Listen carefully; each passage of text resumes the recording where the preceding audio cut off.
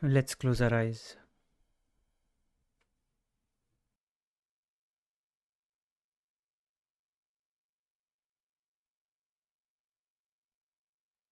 I was listening to a podcast the other day,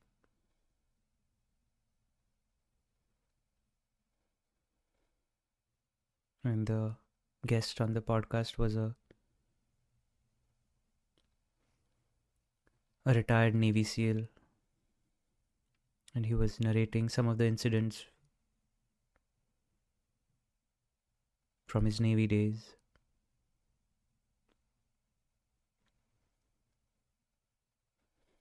He mentioned about taking a step back.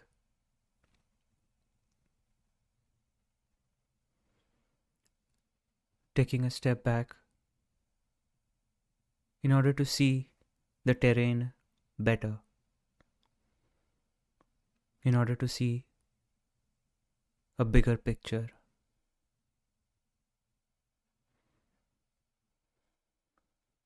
see potentially more options, more ways of escaping danger.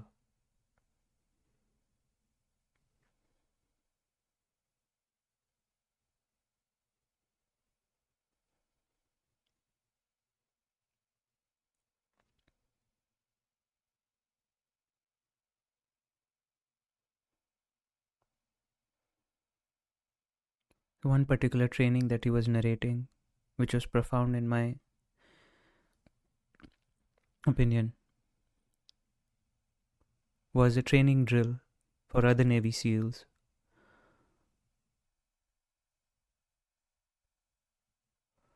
where he and his friend were leading the training. So they were in the ravine along with the rest of the crew who had to find a way out of that ravine.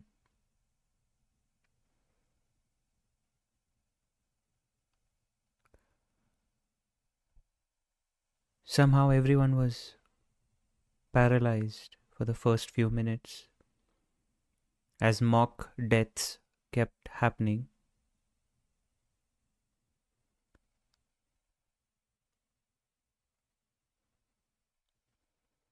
And they were wondering why can't they see a way out? It was so obvious to them who were leading the training to see multiple options in their periphery, whereas everyone who was in the training was not seeing them.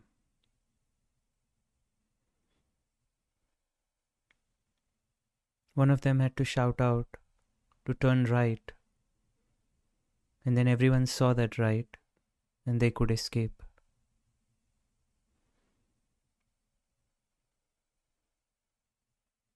It was that simple. And this analogy works in our lives perfectly as well.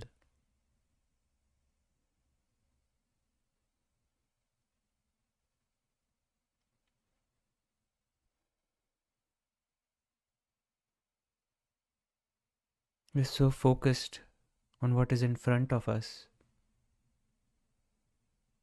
We're so focused on the problem.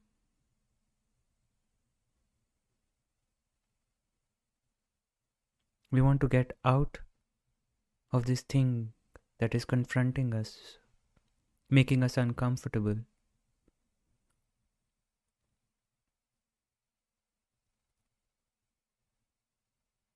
We want the problem to go away.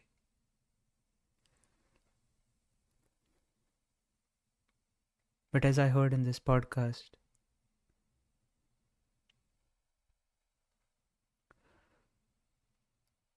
the solution to the problem is not in the problem itself.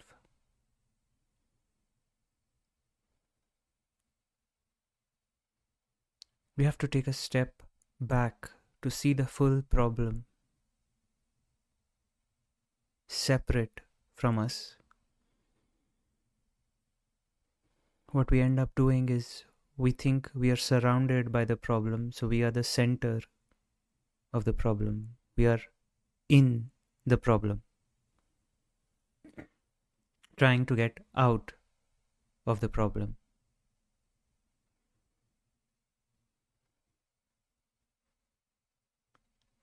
But once we see the entire problem fully,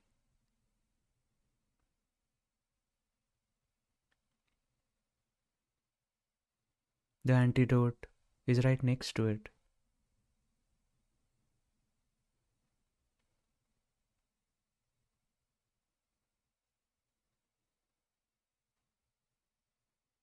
We just need to step back, so to speak.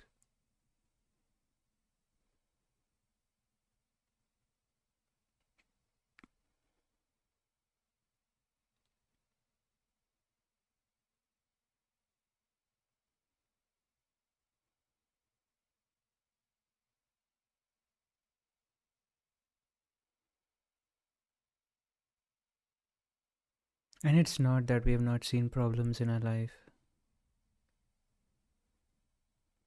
We've seen a lot of problems, all kinds of problems. And that's what has shaped us.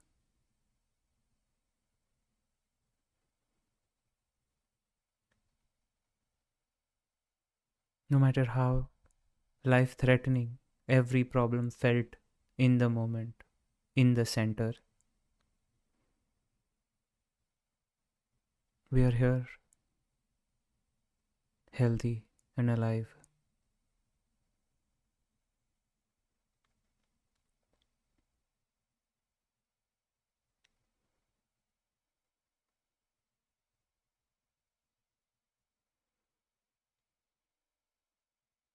This simple recognition should give us that insight,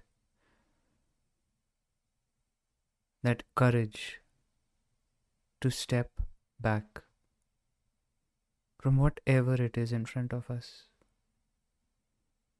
Not to run away, but just to step back, to see it fully. Not to blame ourselves, not to blame others, not to become desperate to solve it, to get rid of it.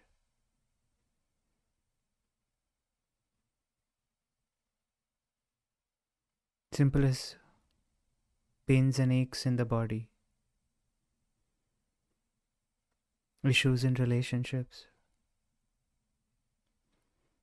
cancelled flights,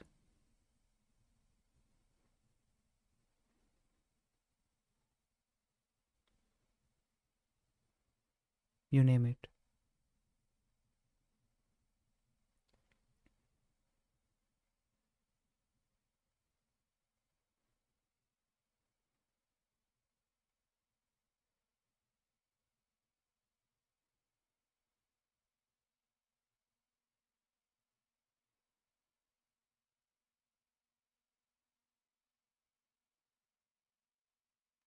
Some of us might have a habit of numbing ourselves, going in a shell, just zoning out, tuning out. That doesn't help either.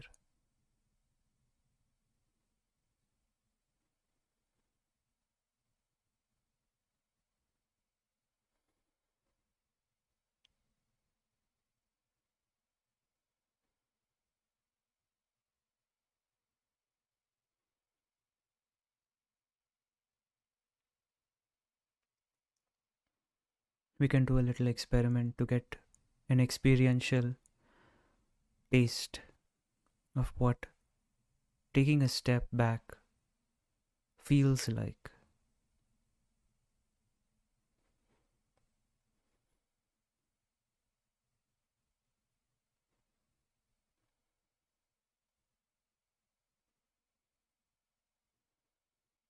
As you can hear my words,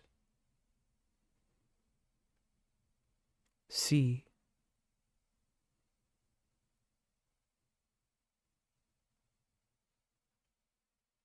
if you can hear my words coming from a distance,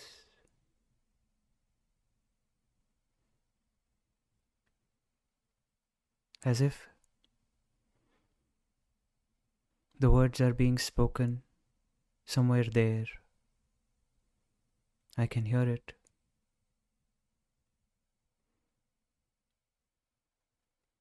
But those words are not me. I'm here.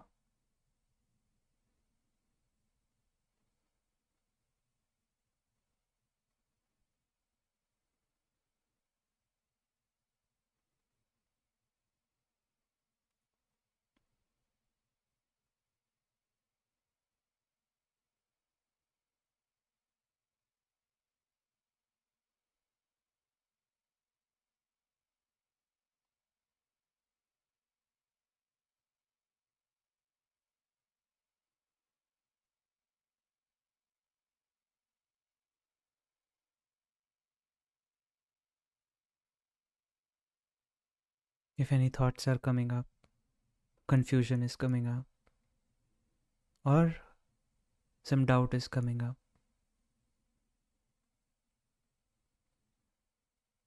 notice that it is happening there while I am here.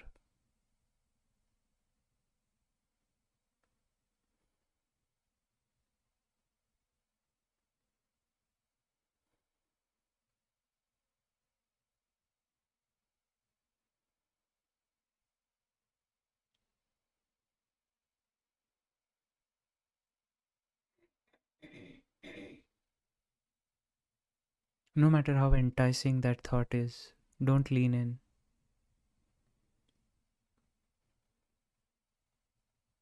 Notice that there is enough distance between you and the thought. You and the sounds. You and the feelings.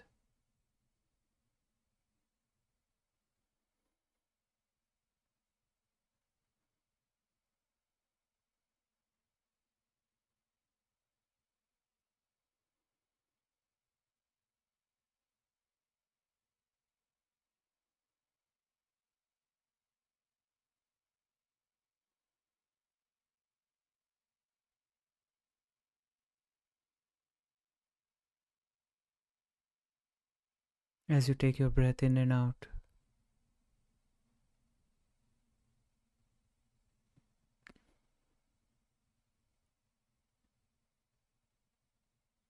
notice that the breath is at a distance from you because you can see it.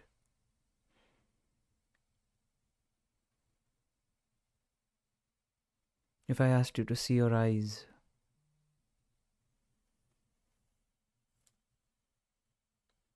you won't be able to see your eyes because they're too close to your eyes.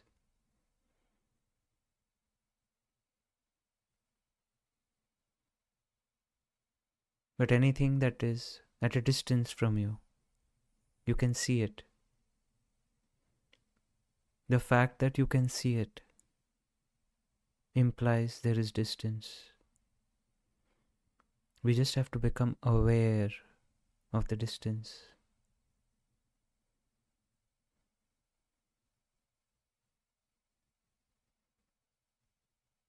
You can see your breath through your mind's eye, of course.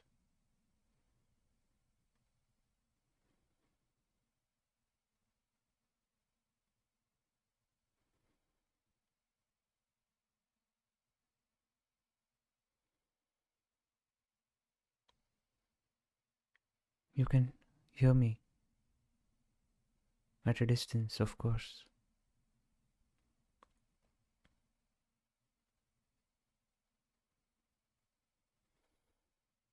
If you become aware of your left knee,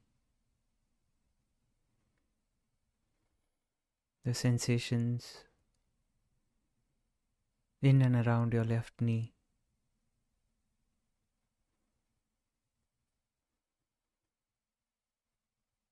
Those are happening at a distance.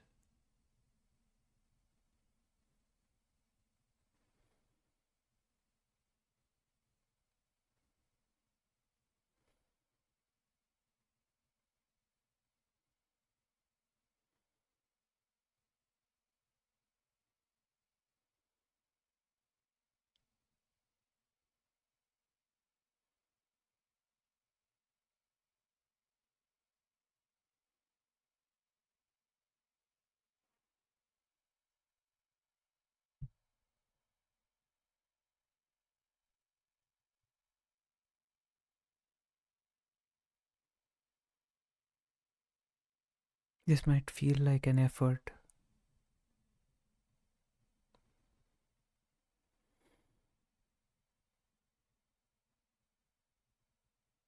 but that feeling is also seen.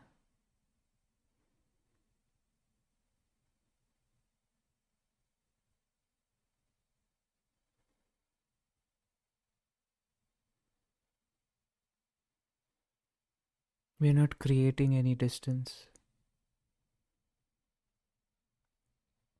That would be effort.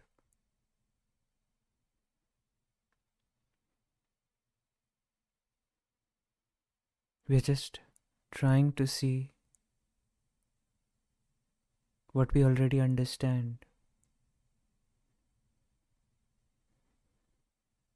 We understand that for something to be seen, for something to be heard, there needs to be distance.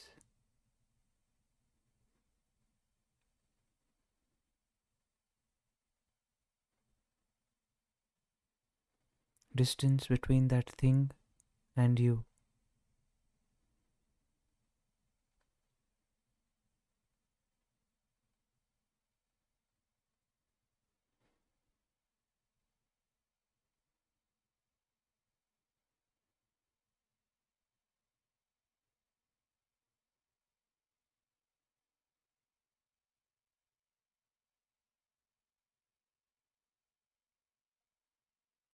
What this seeing gives us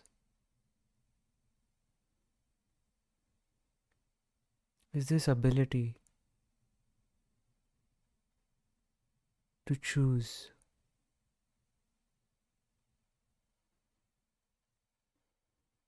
The moment there is distance, there is time.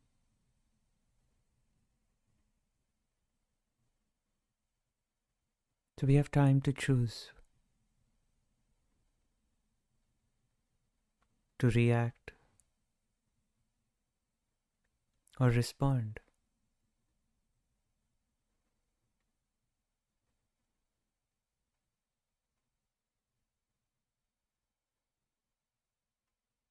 To buy into the idea of whatever is showing up as intense emotions, scary thoughts,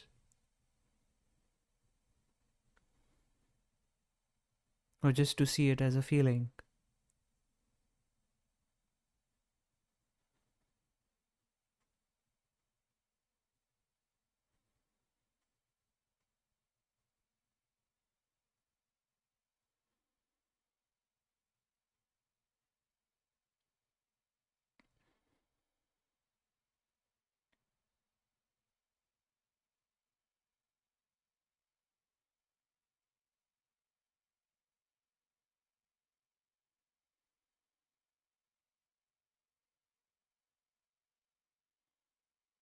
To be entangled by the problem,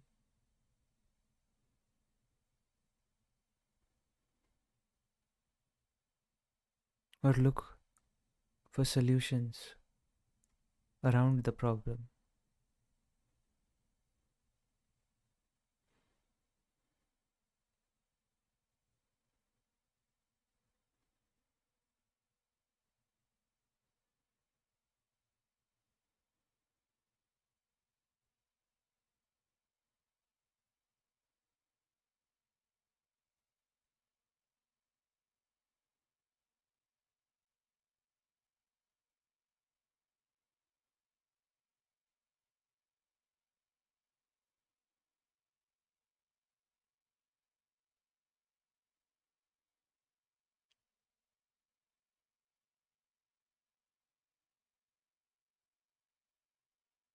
This insight of seeing the distance, recognizing the choice,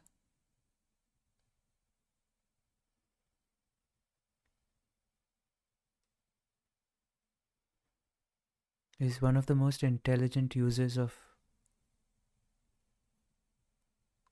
our power of discrimination.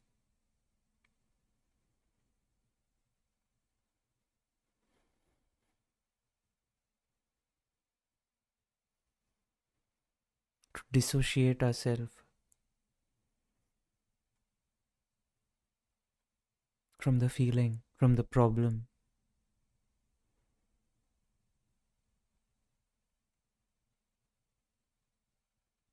and stand apart from it, just like we understand it conceptually and experientially.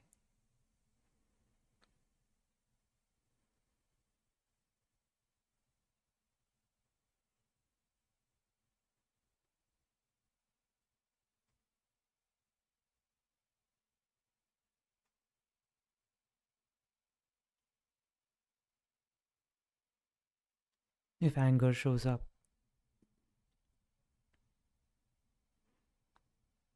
we have learned this through social conditioning to say, I'm angry. So we have become one with anger.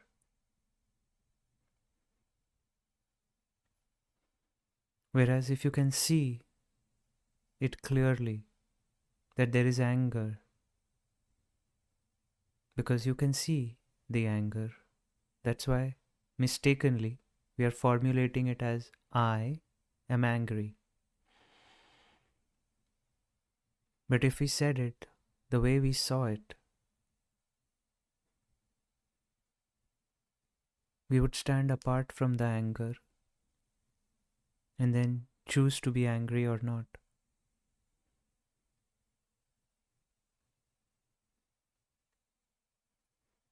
Same is true about sadness.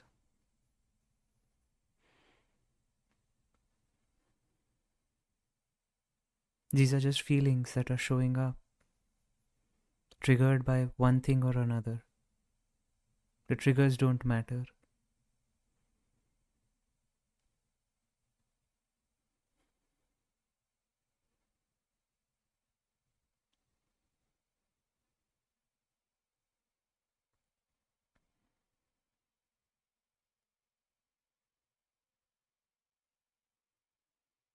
Even if there is pain in the body,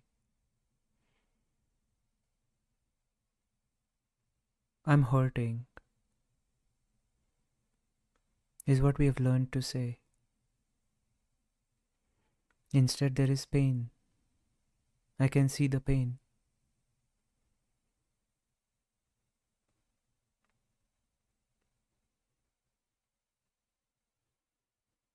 Somehow, automatically,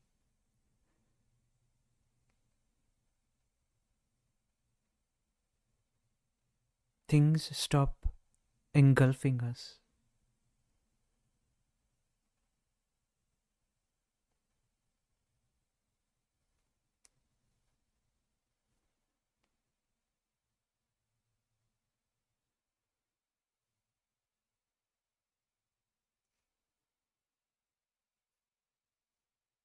When too many things are happening during holiday season or otherwise,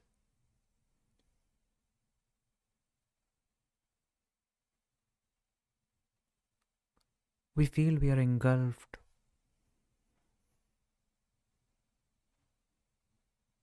with whatever intense feelings we are experiencing.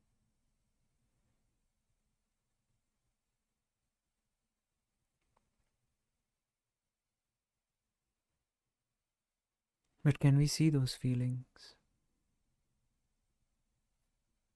separate from us? Can we leave our identity where it belongs?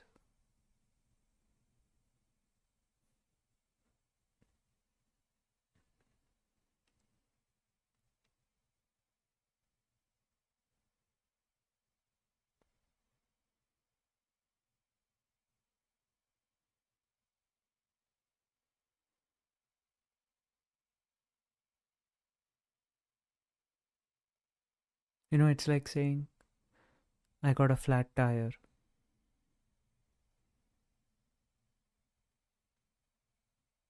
At that point, although we are saying that I got a flat tire, what we imply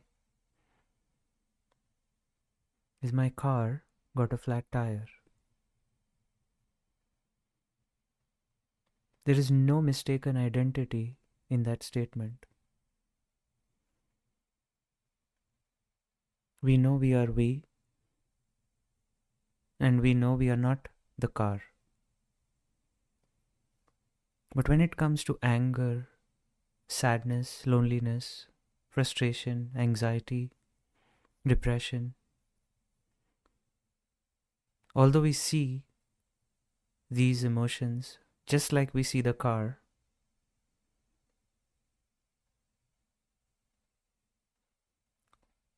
we somehow mistaken our identity. We lose, or rather, we relinquish our identity and become one with it.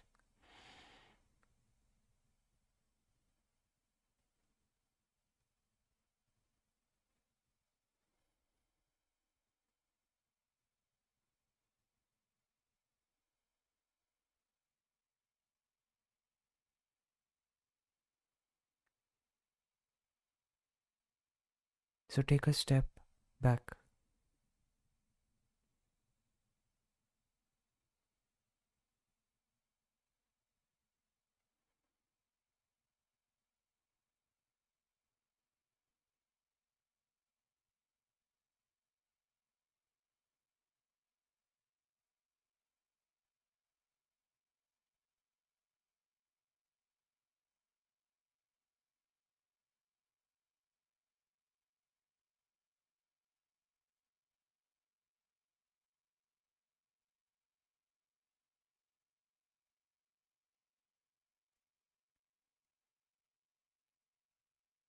Thank you.